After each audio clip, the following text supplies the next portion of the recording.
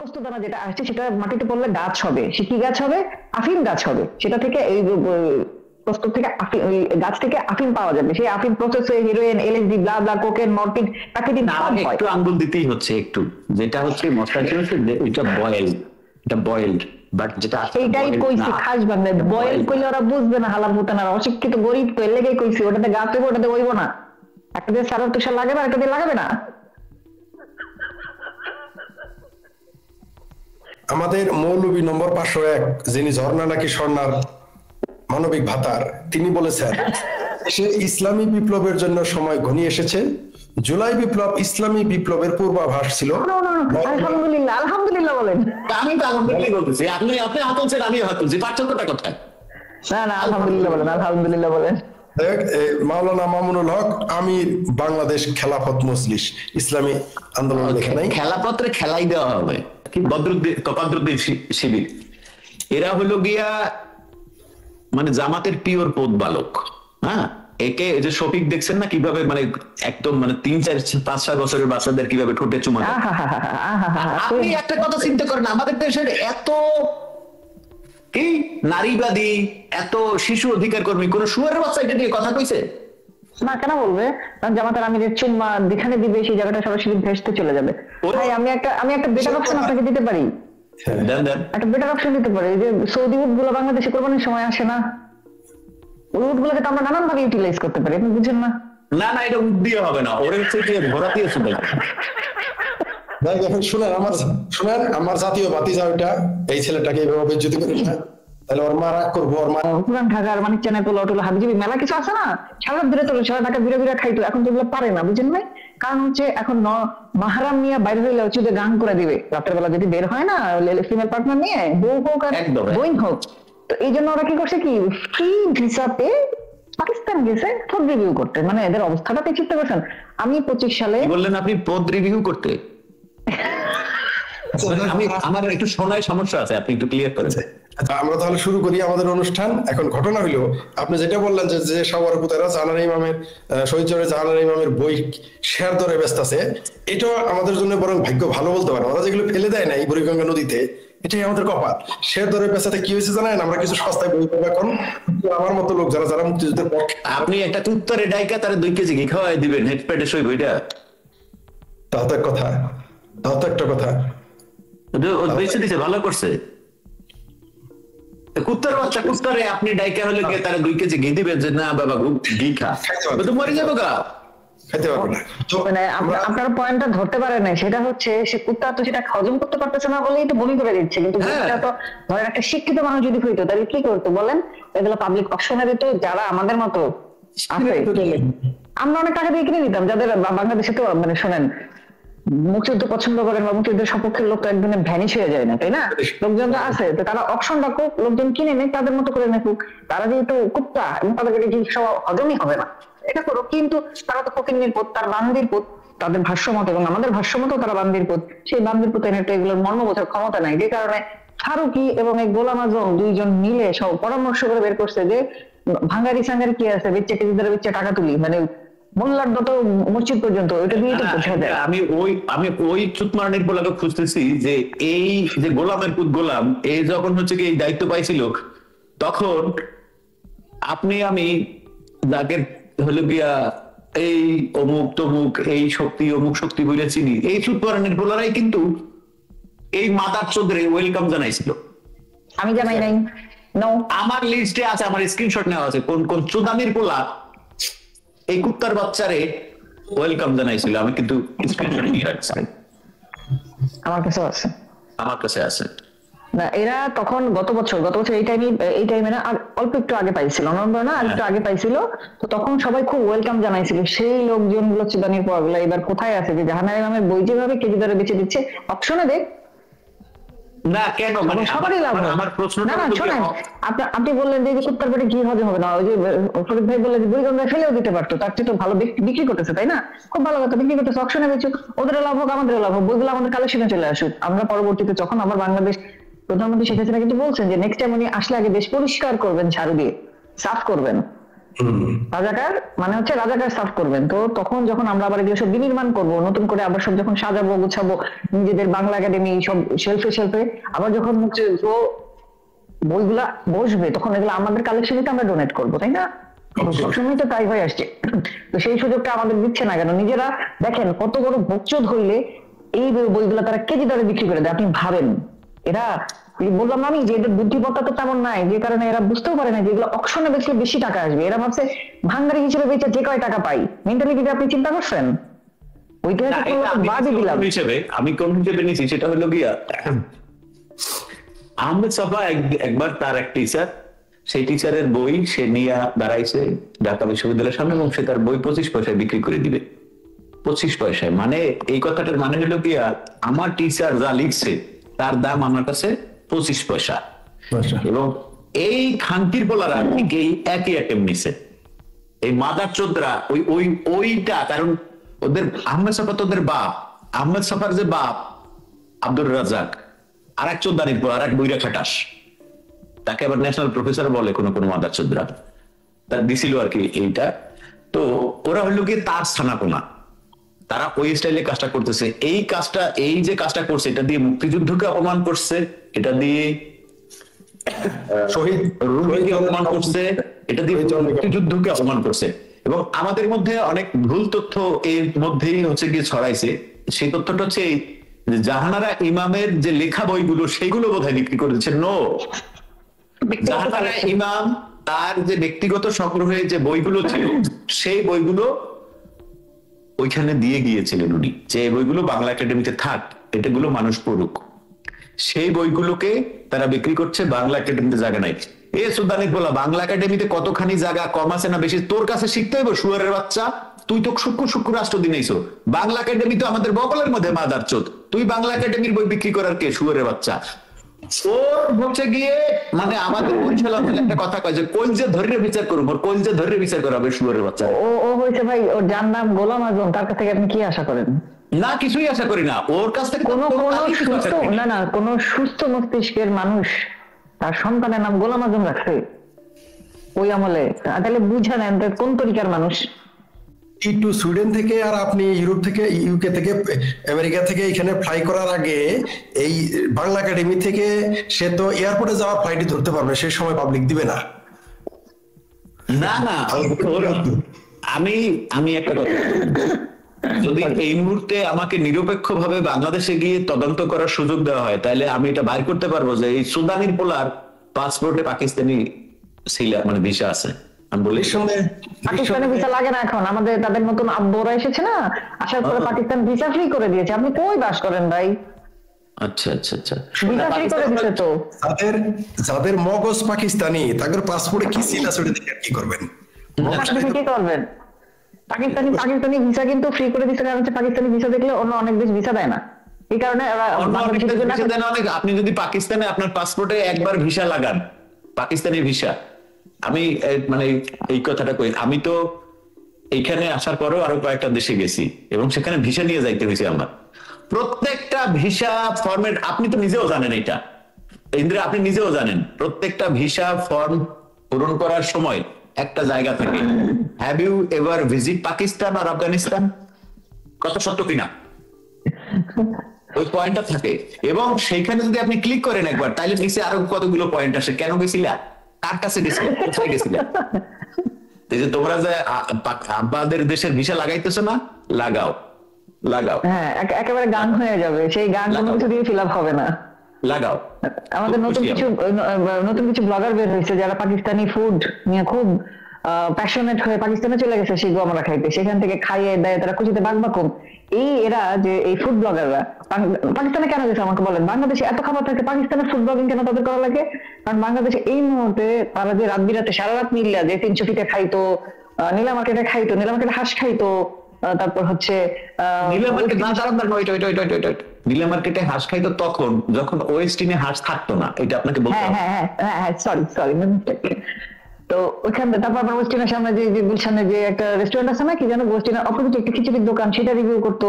তারপর ধরেন টং দোকান, এটা রিভিউ করতো। পুরান ঢাকার মানিক চানের পোলাও টোলা হাবিজাবি মেলা কিছু আছে না, সারা দূরে তো সারা ঢাকা বিরা খাইতো। এখন তো এগুলো পারে না, বুঝেন নাই? কারণ হচ্ছে এখন মাহারাম নিয়ে বাইরে হইলে হচ্ছে যে গান করে দিবে রাতের বেলা যদি বের হয় না ফিমেল পার্টনার নিয়ে, বউ হোক আর একদম। বইন হোক। তো এই জন্য ওরা কি করছে কি ফ্রি ভিসাতে পাকিস্তান গেছে ফুড রিভিউ করতে। মানে এদের অবস্থাটা কি চিন্তা করছেন? আমি 25 সালে কি বললেন আপনি? পদ রিভিউ করতে? আমি আমার একটু শোনায় সমস্যা আছে, আপনি একটু ক্লিয়ার করেন। আচ্ছা শুনুন, এবার আমরা প্রসঙ্গে যাই। আমি সাইফুল বাতেন টিটুকে দিয়ে লেডিস ফার্স্ট দিলাম। সাইফুল বাতেন টিটুকে দিয়ে আমি শুরু করতে চাই আমাদের মৌলিক আলোচনা। প্রথমত হইলো আমার জাতীয় ভাতিজা একজন বলছে যে এই বিশ্ববিদ্যালয়, ঢাকা বিশ্ববিদ্যালয় সহ বাংলাদেশে শিক্ষা ব্যবস্থার বিরুদ্ধে নাকি উঁচু জাতের উঁচু বর্ণের ব্রাহ্মণেরা নিষিদ্ধ করতো। এমনকি মানে বলতে চাইছে ঢাকা বিশ্ববিদ্যালয় ব্রাহ্মণেরা চায় নাই, রবীন্দ্রনাথের নাম নেয় নাই। সে বলে দিয়েছে, মানে আগে তো শুধু বলতো একজনের নাম রবীন্দ্রনাথের। আমার জাতীয় ভাতিজা এবার সরাসরি হিন্দুদের যে উঁচু বর্ণ তাদের নিয়ে কথা বলে। সে বলেছে এরা চায় নাই যে বাংলাদেশে উচ্চ শিক্ষা প্রতিষ্ঠান হোক। কিন্তু আমি যতদূর জানি, আমি শেখ ফরিদ যতদূর জানি, আমার যেটুকু বয়স আছে, আমি বেশি দূরে গেলাম না, আমার জানার মতে যত স্কুলগুলো দেখেছি প্রতিষ্ঠিত, আমার জামালপুর জেলার কথাই বলি, সবগুলো হিন্দুরা প্রতিষ্ঠা করছে। হিন্দুরা জায়গা দিছে, হিন্দুরা জমি দিছে, টাকা দিছে, পয়সা। এমনকি আমাদের শিক্ষক ছিল পর্যন্ত হিন্দু। এমনকি মাঝে মাঝে আমাদের ইসলাম শিক্ষাও ক্লাস নিত হিন্দুরা, অপ্রিয় হলেও সত্য। রাইট? তাহলে এই যে আমার জাতীয় ভাতিজা এই কথাটা বললো, এই ব্যাপারে আপনার কি মতামত? মানে এরা স্বাধীনতা বিরোধিতা করতে গিয়ে এখন মানে ব্রাহ্মণদেরও বিরোধিতা করতে হবে, ঘটনা কি? এটা কি এখানে কি হিন্দুর বিরোধিতা করতে হবে? সেখানে আমি কিটু ভাই একটা সেকেন্ড আমাকে একটা সেকেন্ডের ফ্লোর দেন। সেখানে ফরিদ ভাই একটা ভুল কথা বলছেন। ফরিদ ভাই ভুল বলেন, ফকির নিচে ভুল বলছে। সেটা হচ্ছে যে উচ্চ বর্ণের হিন্দুরা, রবীন্দ্রনাথ কিন্তু হিন্দু ছিল না, সে ছিল ব্রাহ্ম। আপনি যে কথাটা এটা যে পড়াশোনা করে নাই এটা হিসেবে ব্যাপার। এখন কিটু ভাই এক্সপ্লেইন করেন। আচ্ছা, এখন ঘটনা হচ্ছে আমার আল্লাহর প্রতি অনেক ক্ষোভ আছে। কারণ কি কারণে ক্ষোভ? আল্লাহ কেন আমার বাইসেক্সুয়াল বানাইলো না? বাইসেক্সুয়াল আমি হইলে আমি ওরে 20 লাখ টাকা দিয়ে হইলে ওরে আমি ভাড়া নিয়ে পুটকি মারতাম খানকির কোলারে। আমি যদি বাইসেক্সুয়াল হইতাম ফাটানা ইন্দ্রা, আমার দ্বারা এখন 1 কোটি টাকা ম্যানেজ করা খুব বেশি সমস্যা না। 1 কোটি টাকা মানে হলো গিয়ে আপনার ধরেন $1,00,000 $1,00,000 ধরেন আমি কষ্ট করে হাত পা ধরে মানুষের কাছ থেকে আনতে পারতাম। 1 কোটি টাকা দিয়ে হইলে খানকির কোলারে আমি পুটকি মারতাম মাদার চোদরে, এবং পুটকি মারে আমি ভিডিও করে আমি এটা ছাড়তাম যে শুয়োরের বাচ্চারা আমি পুটকি মারছি খানকির কোলারে। ভাই আমি একটা বেটার অপশন আপনাকে দিতে পারি। একটা বেটার অপশন দিতে পারি, যে সৌদি উটগুলো বাংলাদেশে কোরবানির সময় আসে না, ওই উটগুলোকে তো আমরা নানান ভাবে ইউটিলাইজ করতে পারি। আপনি বুঝেন না? না এটা উট দিয়ে হবে না, ওর হচ্ছে কি ঘোড়া দিয়ে শুনে। শুনেন আমার জাতীয় ভাতিজা ওইটা এই ছেলেটাকে এইভাবে বেজ্জতি করি না, তাহলে ওর মা রাগ করবো, ওর মায়ের লোক আমার ভালো। আমি একটা কথা কই শোনেন, আমি কোনো নারীদের নিয়ে কোনো বাক্য উচ্চারণ করবো না, কিন্তু আমি একটা কথা বলি শোনেন। ওর বাপ হইলো একটা পিওর ধর্ষক। ওর বাপ হইলো গিয়ে কচি মাইয়ের প্রতি তার একটা বিশেষ খায়েশ আছে, এবং এই চুতমারানির পোলা ও নাকি এবার একটা জায়গার শিক্ষক। মানে আমার এইটা পরিচয় দিতে এখন লজ্জা লাগে যে আমি একজন শিক্ষকের সন্তান। এই শুয়োরের বাচ্চার লিফটের মধ্যে থাপড়াইছে, লিফটের মধ্যে ছাত্ররা থাপড়াইছে, সেই ভিডিও আমার কাছে এখনো আছে। এই শুয়োরের বাচ্চার কাছ থেকে আপনি কি আশা করেন? কিন্তু আপনি ফেসবুকে আপলোড দিতে পারবেন না। আপনি ফেসবুকে সেটা আপলোড দিলে সেটা কমিউনিটি স্ট্যান্ডার্ড দেখায় ডিলিট করে দেবে। আমার গোটা কমিউনিটি স্ট্যান্ডার্ডে যার গোটা কমিউনিটি স্ট্যান্ডার্ডের কোনো সমস্যা হয় না। না, কারণ আপনি জুলাই দেখেন নাই ব্লাডশেড, মুখে রক্ত মাখা, গুলি লাগা সব ভিডিও দিয়ে জানি ইমোশনাল আবেগচোদা গান দিয়ে যে তারা ভিডিও বানায় ছাড়ছে, একটাও কিন্তু কমিউনিটি স্ট্যান্ডার্ডে আটকায় নাই। আমরা যখন পুলিশ যে মার্ডার হয়েছে ওদের ভিডিও বা এমনি নর্মাল যেসব ভিডিও, নর্মাল একটা কিছু দিলেও সেটা কমিউনিটি স্ট্যান্ডার্ডে আটকায় যায়। আপনি খেয়াল করেন ওখানে আছে কদু বাবা আছে আমাদের, হ্যাঁ, কদরুদ্দিন শিবির আছে। সুতরাং আমাদের যা কিছু করি আমরা, ফুল লতা পাতা এসব দিলেও এখানে কমিউনিটি স্ট্যান্ডার্ড বলবে যে না, এই ফুলের এই মাথা লাল, এটা কালো হওয়ার কথা ছিল, ওই মাথা সবুজ, এটা ব্লু হওয়ার কথা ছিল। আমরা হচ্ছে কি এই জায়গায় আছি। এবং আমার কাছে যদি টাকা থাকতো ইন্দ্রা, আমি সবার আগে মামলাটা করতাম যে এই জোকারের বিরুদ্ধে, এই জোকারবার্গের বিরুদ্ধে। আমি ওকে জোকারবার্গ বলবো, জোকার ওর নাম হচ্ছে অ্যাকচুয়াল উচ্চারণ হচ্ছে জাকারবার্গ। ওর উচ্চারণ, ওর নামের উচ্চারণ হচ্ছে জাকারবার্গ। ওকে ওর নাম, হ্যাঁ, মানে যে এর উচ্চারণ হয় না, ওই যে জায়গার বাড়ি যে এর উচ্চারণ নাই, যে আ হয়। যেমন আমি যেখানে থাকি ওই আমার বাড়ির পাশে যে স্টেশনটা, ওইটার নাম হচ্ছে, আপনি যদি পড়েন আপনি পড়বেন যন্তর গেট, কিন্তু এটার উচ্চারণ হচ্ছে ইয়ান্তরিয়াস। তো ওইটা আলাপ না, আলাপ হচ্ছে গিয়ে এরা মানে ওই যে কি বলে কি বদরুদ্দিন শিবির, এরা হলো গিয়া মানে জামাতের পিওর পোদ বালক। হ্যাঁ, একে যে শফিক দেখছেন না কিভাবে মানে একদম মানে 3-4-5-6 বছরের বাচ্চাদের কিভাবে ঠোঁটে চুমা দেয়। আপনি একটা কথা চিন্তা করেন, আমাদের দেশের এত কি নারীবাদী, এত শিশু অধিকার কর্মী, কোন শুয়ারের বাচ্চা এটা নিয়ে কথা কইছে না? কেন বলবে? জামাতার আমিরের চুম্মা যেখানে দিবে সেই জায়গাটা সরাসরি ভেস্তে চলে যাবে, ওই জায়গাটুকু একদম পুরো জান্নাতে চলে যাবে। এক্স্যাক্টলি। ভাই শোনেন, দুজনে একটু থামেন, আমি বলে নিই। এই যে আপনি বললেন যে আমিরের জামাত নিয়ে যে কথা বললেন, এই কথা বলে নাই, সেখানে আরেকজনও কিন্তু আছে। দেখেন, আমিরের জামাত নিয়ে আছে, ঠিক আছে, সামহাও তার চুমা দেওয়ার জায়গা ভেস্তে চলে যাবে, সেই লোভে আশায় খায় সে মনের হাউস মানুষজন মেনে নিতে। তাইলে এই যে আকাটা নবীরা যে আছে বাংলাদেশে বর্তমান, আকাটা নবীরা বুঝছেন তো, ফ্রান্সে বসে থাকে, আকাটা নবীদারে মানুষজন এত প্রায়োরিটি দেয় কি জন্য? আমাকে একটু বুঝায় বলতে পারবেন? এই নবীরে প্রায়োরিটি দেওয়ার কি? নবীরে দেয় তো দেয় নবীর ভাতিজা নব্য রাজাকার, যেটা সারা জীবন দেখলাম লীগের লাগে ঘষাঘষি খাইলো, চালাচালি করলো, এখন সে হয়ে গেছে একদম পিওর রাজাকারের বাচ্চা। সময় আসতেই চেহারাটা দেখাইছে। আপনি বলেন এই আকাটা নবী বাংলাদেশে সে কিভাবে হলো? সব লোকজন গিয়ে দেখি তার এখানে দুনিয়ার সকল হিন্দু খারাপ, সকল হিন্দু খারাপ, কিন্তু ইসকন খারাপ, কিন্তু ভালো হয়েছে আকাটা নবীরা। এটার ব্যাখ্যাটা আমাকে একটু বুঝেন। আকাটা আগে 3 ইঞ্চি শব্দটা যুক্ত করলে মানুষ আর বুঝতে পারতো, যদি ফ্রান্স বললেও বুঝে, ফ্রান্স বললেও বুঝে। হ্যাঁ, কিন্তু আমার ডাউট আছে যে ওর 3 ইঞ্চি হবে কিনা, মানে after erection I am doubt. সেটা অন্য ব্যাপার।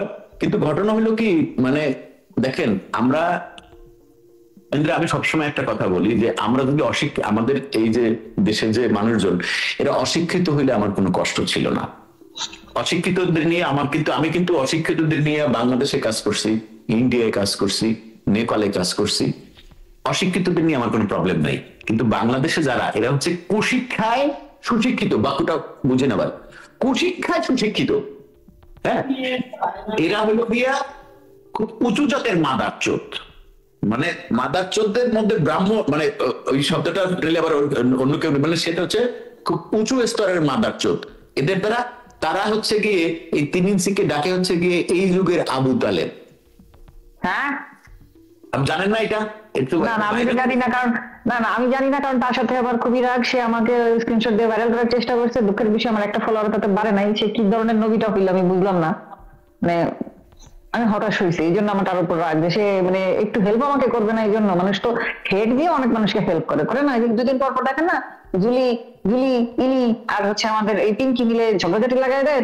দুদিন পরে আবার সবাই এক লাগে এক টেবিলে ঝগড়া। এটা বলতে চাচ্ছেন গার্লফ্রেন্ড বয়ফ্রেন্ড?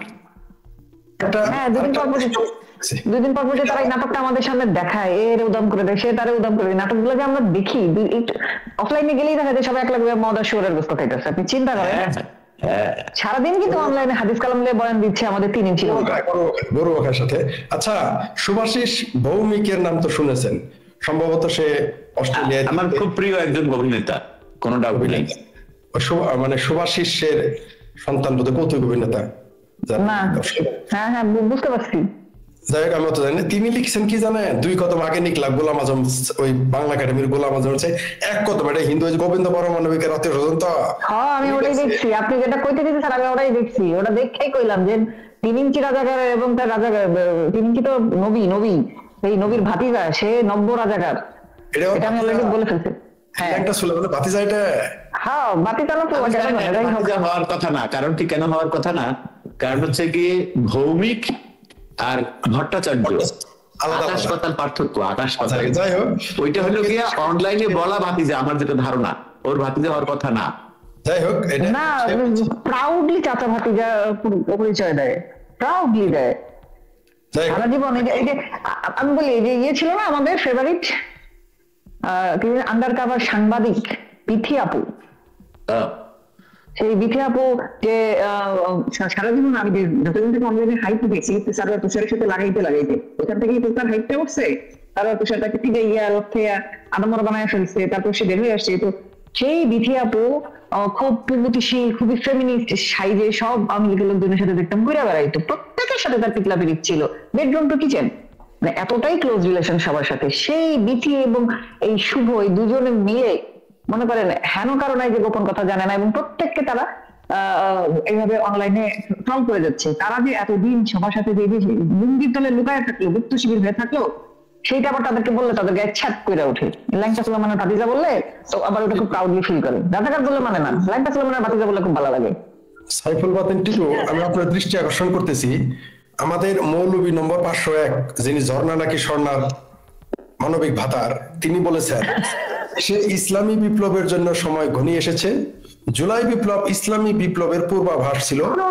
আলহামদুলিল্লাহ, আলহামদুলিল্লাহ বলেন। আমি তো আলহামদুলিল্লাহ বলতেছি, আপনি হাত তুলছেন, আমি হাত তুলছি, পার্থক্যটা কোথায়? না না, আলহামদুলিল্লাহ বলেন, আলহামদুলিল্লাহ বলেন। মাওলানা মামুনুল হক আমির, বাংলাদেশ খেলাফত মজলিস ইসলামী আন্দোলন লেখা নাই, খেলাপত্রে খেলাই দেওয়া হবে। ও ঠিক আছে, ধন্যবাদ। দ্বিতীয় না না না না না, দাঁড়ান, কথা শেষ করে নেই, আগে আমাকে বলতে দেন, খেলাফতকে খেলাই দিবেন কি জন্য? বাঙালি হচ্ছে সেই জিনিস যে সানি লিওনও চায়, আবার ওই যে ঘরের মধ্যে ইয়াও চায়, পর্দানশীল ঘূর্ণিও চায়। তাদের জন্য তো আমি চাই খেলাফত মজলিস বা হটের বা জামাত ইসলাম বা সকালে কিন্তু আমাদের এই ব্যাপারে মানে ফোনে কথা হয়েছে যে আমি একজন পার্সোনালি যে বাংলাদেশের জামাত চাই, আমিও চাই ভোট অন্তত 15 দিনের জন্য হলেও বাংলাদেশের পুরো শাসন ব্যবস্থা জামাতের হাতে যাক।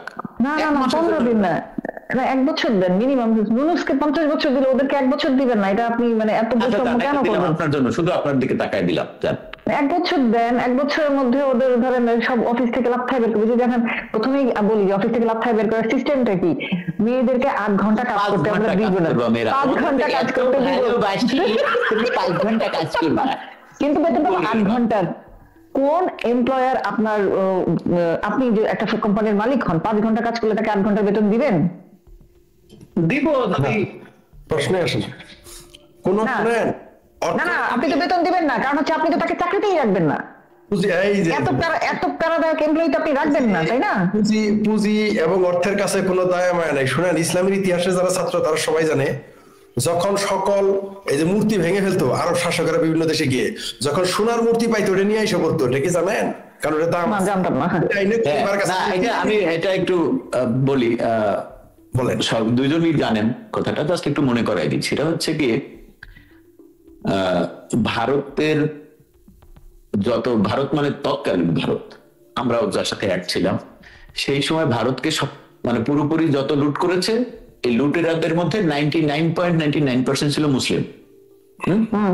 এবং তার মধ্যে একজন বড় লুটেরার নাম হচ্ছে কি গজনি জানো ভাই? সুলতান মাহমুদ গজনি। সুলতান 17 বার হামলা করছে। 17 বার? নো, 17 বার না, 27 বার। 27? ওরে বাবা, আমি তো জানতাম। সে টোটাল 23 বছর ক্ষমতায় ছিল, 23 বছরের মধ্যে সে টোটাল 27 বার ইন্ডিয়াকে লুট করছে।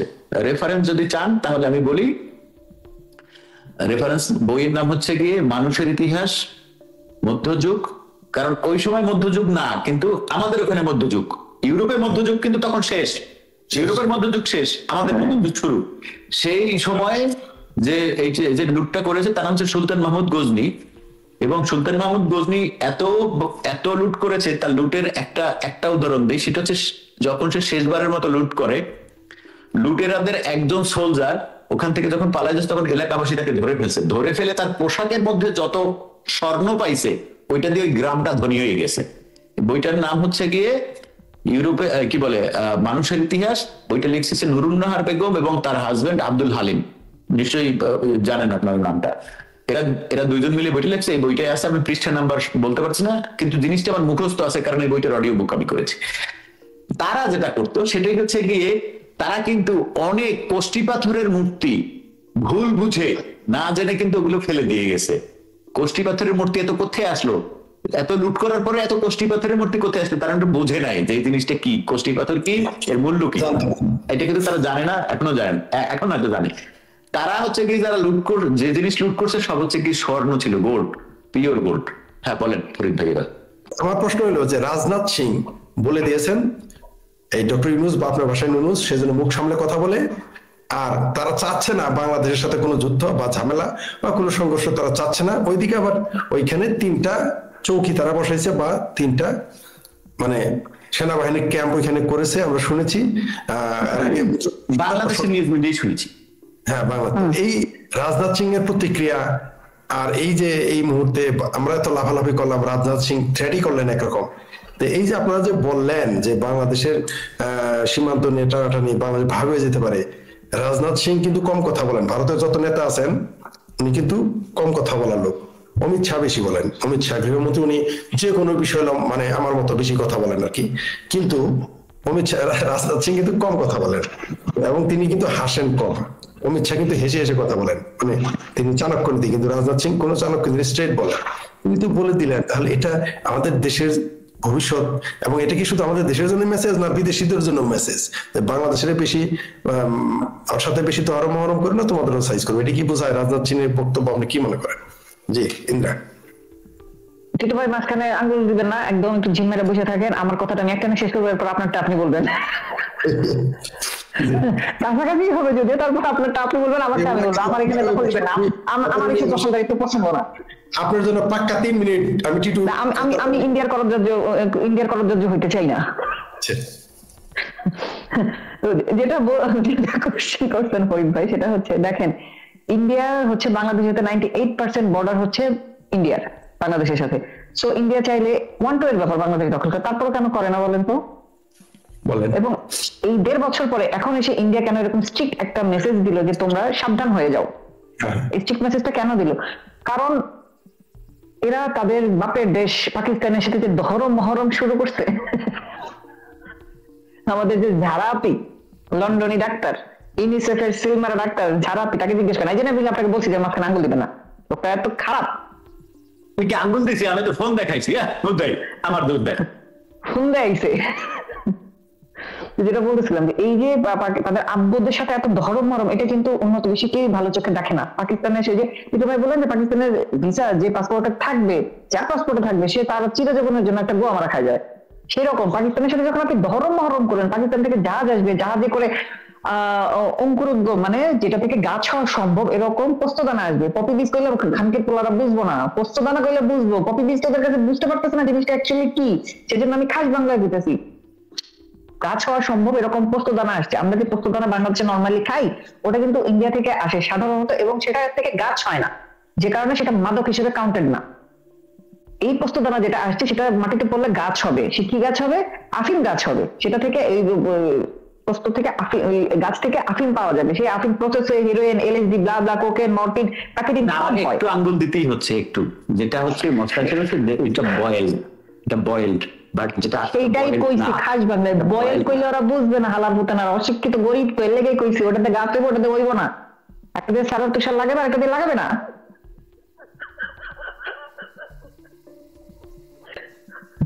এই দেশে পপি পিস বললে নায়িকা পপির অন্য কিছু মনে করো। হ্যাঁ, এই জন্যই বললাম যে পোস্তদানা যেটা আসছে, তারপর ধরেন কত বছর জাহাজে আসছে, জাহাজে করে যে জাহাজ থেকে যে মালপত্র খালাস হয়েছে, সেগুলো ক্লিয়ারেন্স ছাড়াই খালাস হয়ে গেছে। এই বছর জাহাজ আসতেছে। এই যে আজকে একটু আগে বললেন যে নৌবাহিনীর সাথে নৌবাহিনী প্রধান আসবে পাকিস্তানে, তারপর নৌবাহিনীর জাহাজ অলরেডি আজকে আসছে। আজকে না, গত যাই হোক, আমার প্রেস লেগে যায়, এত হ্যাপেনিং মনে থাকে। এই যে ক্রমবর্ধমান পাকিস্তানের সাথে মহরম যে বেড়েই চলছে বাংলাদেশের অবৈধ সরকারের, সেটা দেখে ইন্ডিয়া কনসার্ন। কারণ সে চায় তার দেশ জঙ্গি মুক্ত থাকুক। পাকিস্তানের হচ্ছে জঙ্গির আস্তানা, কুয়া। এই কুয়া অশেষ, এই কোনো তল নাই, অটল কুয়া। ইন্ডিয়া চাবে না যে তার সিকিউরিটি হ্যাম্পার হোক। বাংলাদেশ নিয়ে তার একটাই কনসার্ন, যে সে চায় না বাংলাদেশের কারণে তার নিজের নিরাপত্তা কম্প্রোমাইজ হোক। এবং দেখেন, আমি এখানে আরেকটু ইলাবোরেট হয়ে যাচ্ছে, আমি সরি টু সে দ্যাট। এখানে এরা প্রায় একটা ক্লিপ বাজে যে শেখ হাসিনা বল ইন্ডিয়াকে যা দিয়েছি সারা জীবন মনে রাখবে। এই ক্লিপের বাকি অংশটা খানকির প্রোপাইন প্লে করে না। বাকি অংশটা হয়েছে ইন্ডিয়া যে নিরাপত্তা নিয়ে এত কনসার্ন, যে জঙ্গি নিয়ে এত টেনশনে থাকে। 10 ট্রাক অস্ত্র মামলা তারিখ দিয়া যে কনভিক্টেড আসামি, সেই 10 ট্রাক যাচ্ছিল ইন্ডিয়ার আসামের দিকে, ওইদিকে জঙ্গিদের উগ্রপন্থার লোকদের হাতে, উগ্রপন্থীদের হাতে দেওয়ার জন্য সে অস্ত্র আসছিল। সেইটা থেকে বাংলাদেশ যে ইন্ডিয়াকে সেভ করে রাখছে, যে আমরা তোমাদেরকে এই গ্যারান্টি দিচ্ছি, বাংলাদেশ হয়ে তোমাদের এখানে কোনো অস্ত্র ঢুকবে না। এই হচ্ছে সেই দেওয়া, যে ইন্ডিয়াকে যা দিয়েছি, এটা হয়েছে সেই ইন্ডিয়াকে যা দেওয়ার ব্যাখ্যাটা। এই খানকের প্রতি আধা ক্লিপ বাজায় বুঝায় যে ইন্ডিয়ার আন্ডারে বাংলাদেশ একটা কররাজ্য হয়ে গেছে, যে কারণে অ্যান্টি ইন্ডিয়া ইমোশন এত খায় চোদানির পর, যেটা বলতেছিলাম, এই যে আপনি বললেন যে কেন এত কনসার্ন, এই জন্য কনসার্ন। ইন্ডিয়া চায় না বাংলাদেশের কারণে কোনো ভাইরাস তার দেশে ঢুকুক, সে একটা শান্তিপূর্ণ দেশ হিসেবে থাকতে চায়। হয়তো দেখেন ইন্ডিয়া জানে যে বাংলাদেশকে খাইয়া দেওয়া 1-2 এর ব্যাপার, জাস্ট গুনে গুনে আপনি ফেসবুকে কয়টা রিল দেখতে দেখতে দেখবেন বাংলাদেশ থেকে ইন্ডিয়া হয়ে গেছেন। এত দ্রুত ইন্ডিয়া বাংলাদেশকে দখল করতে পারে, তারপরও করে না, চায় না এরকম গ্যাঞ্জামে জড়াইতে, তার ঠেকা পড়ে নাই। সে যথেষ্ট হ্যাপি নিজের রাজ্য নিয়ে, নিজের গুলা যার পেট ভরা খাবার, সে আরেকজনের খাবার দিকে নজর দিবে কেন আমাকে বলেন? ইন্ডিয়া এত এনরিচ একটা দেশ, তার টাকা পড়ে নাই। যদি পড়তো সে 72 সালেই দখল করে ফেলাইতো। এই যে এত বছর ধরে এত গালি গালাজ শুনে, এই যে ইউনুস ক্ষমতায় বসার আগে খানকে টুকটা বলছে আমি 7 সিস্টার খায়া ফেলাবো, অশান্ত করে ফেলাবো, তারপরে ইন্ডিয়া কিন্তু কিছু বলে না। কারণ ইন্ডিয়া অবজার্ভ করছে যে নুনুস সরকারের অ্যাকচুয়াল স্টেপ গুলা কি হয়। যখন দেখতেছে 1.5 বছর ধরে কন্টিনিউয়াস সে পাকিস্তানের সাথে চোদা দিয়েই যাচ্ছে এবং সেটা রীতিমতো ইন্ডিয়ার জন্য যতক্ষণ পার দিয়ে যায়। এই জন্য ইন্ডিয়া এখন কনসার্ন যে বাংলাদেশ আমার জন্য খুবই রেড জোন হয়ে গেছে, বাংলাদেশ হয়ে যে কোনো ধরনের সন্ত্রাসী কার্যক্রম ইন্ডিয়ায় শুরু হয়ে যেতে পারে। দেখেন আপনি ইন্ডিয়াতে যত হামলা হয়, কাশ্মীরে যে তার এপ্রিল মাসে অ্যাটাকটা হইলো, একটা রিজর্টে ঢুকে যে সবাইকে মারলো, আমি পড়তে পারছি না, এটা মন্তব্য হাইলাইট করেছে, আমি পড়তে পারছি না। তো ওই পেহেলগামে যে অ্যাটাকটা হইলো সেটা পাকিস্তান থেকে সন্ত্রাসীরা এসে করছে, কিন্তু মাইন্ডেড। তো ইন্ডিয়া চাবে অলওয়েজ পাকিস্তানের সন্ত্রাসী থেকে নিজেদের দেশের নাগরিকদের বাঁচায় রাখতে। ইন্ডিয়া কনসার্ন একমাত্র সেটা ইনসিকিউরিটি চাচ্ছে, আর কিচ্ছু না। এখন ইউনুসের বোঝা উচিত এই যে এত হাতে পায়ে ধরতেছে মোদী সরকারের, যে আমাকে একটু দেখা দাও। মোদী সরকার তো তাকে বাল দেওয়া বলতেছে না, কারণ এরকম অবৈধ গু কেউ ঘাটে না। কে ঘাটবে বলেন? নিজের গায়ে এই গন্ধটা নিয়ে কে বদনামের ভাগিদার হবে আপনি আমাকে বলেন তো? এই জন্য কোন একটা সরকার প্রধান মানে ইউকেতে আসছে, স্টার মার তার ঘরে বসে বলছে ওর সাথে আমি দেখা করবো না, এরকম পকিনি চোদাদের সাথে আমি মিট করি না। এর অপমান আর অনেক দেশ মিট করে না, অনেক দেশ তার সাথে মিট করে না, এটা কেউই মিট করে না, অনেক দেশ না, কেউই মিট করে নাই। মোদির কাছে সে অসংখ্যবার চিঠি লিখছে যেন বাংলাদেশ এই শফিককে মুখে কত ফডর করে, এই যে কালাপাড়া হাসনাত 2 দিন পর ঢাকা না দিল্লি না ঢাকা করে যে চিল্লান পারে কেউ এই দিকে ইন্ডিয়া থেকে বাংলাদেশের বাকি প্রজেক্ট হামডান প্রজেক্ট দেয় ইন্ডিয়া রে। হ্যাঁ, মেট্রোর কাজ দেয় ইন্ডিয়া রে, তাও কি কয়েক গুণ বেশি টাকা। এবং এই টাকা নিয়ে আর কেউ এখন কান্দে না। শেখ হাসিনার আমলে একটু ওদের কাছে মনে হইতো যেখানে দুর্নীতি হচ্ছে, মনে হইতো, প্রুভেন না, তারা ধরেন সারা বছর ধরে এই নিউজ ছাপাইতো শেখ হাসিনা সব টাকা খায় ফেললো, সেখানে সব টাকা খায় ফেললো। সব টাকা যদি খাইয়াই ফেলবে খানকির প্রধান, এতগুলো ইনফ্রাস্ট্রাকচার কই থেকে আসছে? আল্লাদিনের চেরাক দিয়ে গেছে। এইবার সাইফুল বাতিন টিটুর কাছে আমার একটা প্রশ্ন, ওই যে ফরাদ মাজাহার, আগে আপনাকে সঠিক উচ্চারণ শিখতে হবে, বলেন। তার নাম ফ্রড মাজাহার। ফ্রড মাজাহার, আচ্ছা। এবার বলেন। তিনি বলেছেন যিনি এতদিন